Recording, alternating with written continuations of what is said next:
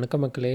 நம்ம இந்த வீடியோவில் ரீசெண்டாக GitHub copilot மைக்ரோசாஃப்ட் கம்பெனியோட ப்ராடக்ட் ஒரு பெரிய தப்பு செஞ்சுட்டாங்க. அதனால் அவங்களுக்கு நிறைய பேக்லாஷ் வந்துருச்சு. இதில் நார்மல் மக்கள் மட்டும் இல்லாமல் என்டர்பிரைஸ் கஸ்டமர்ஸும் இதே தான் ஃபீல் பண்ணுறாங்க. அவங்க ரெக்வஸ்ட் பேஸ்ட் கிரெடிட் சிஸ்டத்தில் இருந்து யூசேஜ் பேஸ்ட் கிரெடிட் சிஸ்டத்துக்கு மாறிட்டாங்க.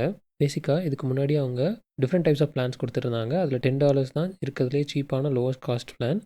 அதில் வந்துட்டு 300 ரிக்வஸ்ட் கொடுத்துருந்தாங்க. அந்த 300 ரிக்வஸ்ட் நம்ம டிஃப்ரெண்ட் மாடல்ஸ் யூஸ் பண்ணிக்கலாம். ஹை டயர் மாடலுக்கு அதுக்கு மல்டிப்ளேயர் வச்சுருக்காங்க.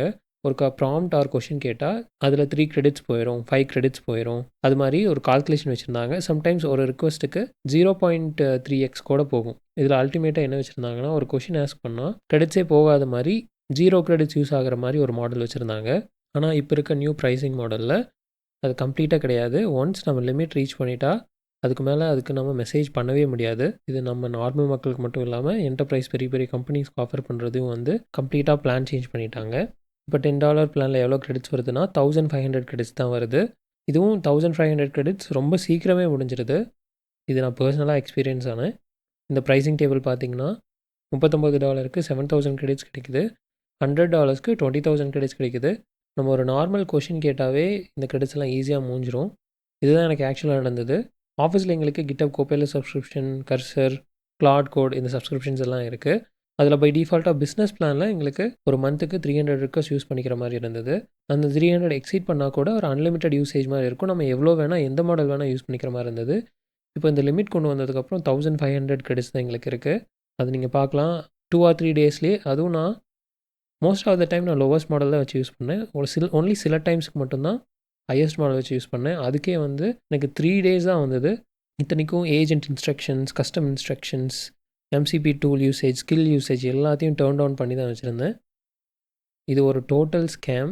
இதுக்கு பே பண்ணுறதுல ஒர்த்தே இல்லை. கர்சர்லேயும் வந்து யூசேஜ் லிமிட்ஸ் இருக்குது. $100, $200, $300. ஸோ எல்லாருமே இப்போது யூசேஜ் பேஸ்ட் ப்ரைஸிங்க்கு போயிட்டாங்க.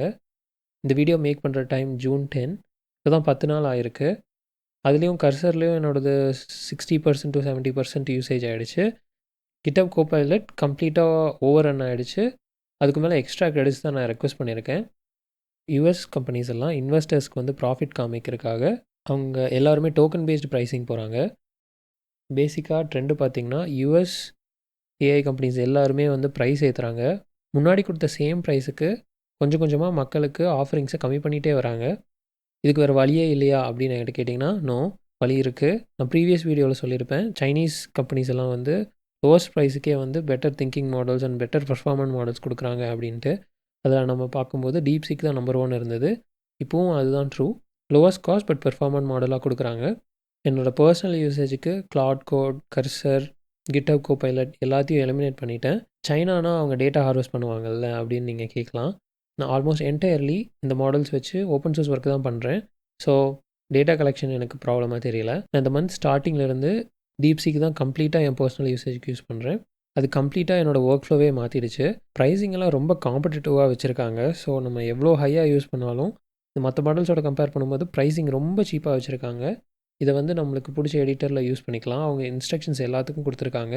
நான் பர்சனலாக கிளாட் கோடில் இது கான்ஃபிக் பண்ணியிருக்கேன். Plus also VS கோடில் GitHub copilot subscription இல்லைனாலும் Deepseek API வச்சு யூஸ் பண்ணுற மாதிரி கான்ஃபிக் பண்ணியிருக்கேன். உங்களுக்கு சைனீஸ் கம்பெனி அவங்க டேட்டா எடுக்கிறாங்க அப்படின்னு ஒரு ப்ராப்ளம் இல்லைன்னா நீங்களும் இதே மாதிரி உங்கள் ஒர்க் ஃப்ளோவை Deepseek API வச்சு ட்ரை பண்ணி பாருங்கள். இந்த வீடியோ உங்களுக்கு பிடிச்சிருந்ததுன்னா லைக் பண்ணுங்கள். விரைவில் இன்னொரு வீடியோவில் சந்திக்கும் வரை நன்றி, வணக்கம்.